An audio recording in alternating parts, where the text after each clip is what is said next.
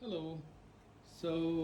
This video is to record the state of the tank just before I leave for a 6 week vacation.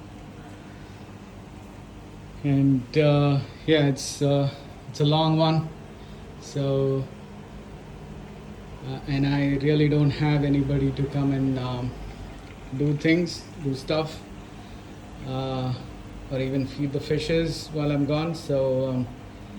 I'm just hoping all the automation kind of pays off. The tank is looking pretty good for now, but that's really not the issue. For food, I have this auto feeder set up for twice a day, afternoon and evening, and I'll hope this is enough food for 6 weeks. Um, the other major concern was the ATO. I have this 10-gallon ATO,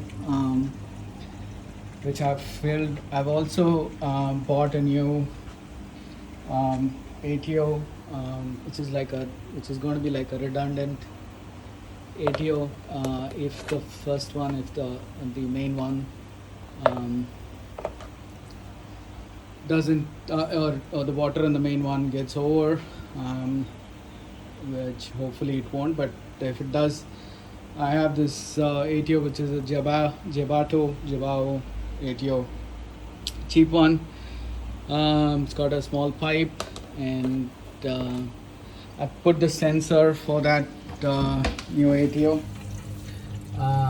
over there, right there. So that's the sensor, water level sensor for the new ATO. I put it much lower than the Tunzi sensor, which is right at the end. I don't think, yeah, that's the Tunzi one right at the back. So the water level on the Javato is much lower. So only if the Tunzi kind of is not pumping any water should the Javato take over. Again, this is where the pipe for the Javato output comes. Yeah, hopefully everything should work. Skimmer, I'm just going to empty the cup and leave it there.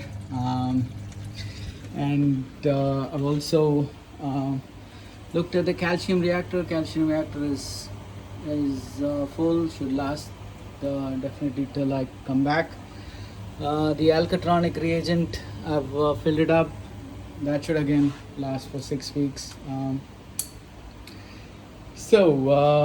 had the calcium reactor output. I had earlier going into the external refugium. I've disconnected the external refugium for now for the 6 weeks. So the external refugium will kind of run on its own with the water that it has now. There's no connection between the main tank and the external refugium, so the pH might drop a bit in the night, but I can live with that. Because this is plumbed using a U-tube, I don't want to take the risk of leaving it connected and then the refugium kind of overflowing when I'm not there, with U-tube style overflows. That is quite a possibility, although it hasn't happened since the time I've been running it.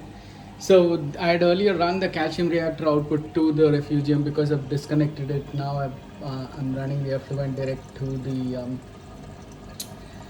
the main tank, and to reduce the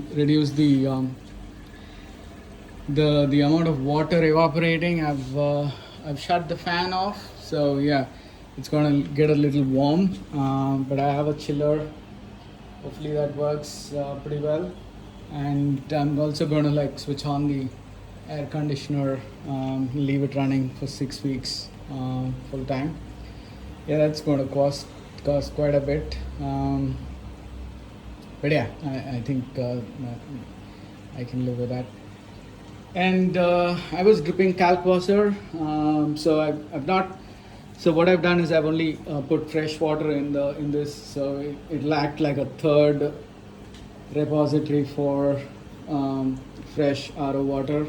instead of calc. I don't want to dose calc when I'm not here. So yeah, so hopefully that will back me up from an ATO perspective.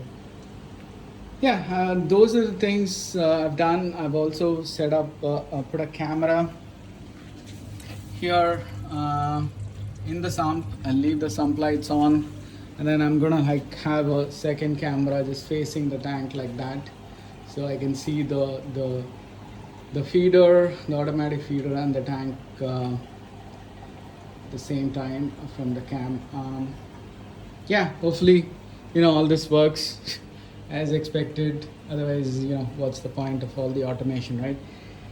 And let's see if after 6 weeks. All right, wish me luck, guys. Thank you. Bye.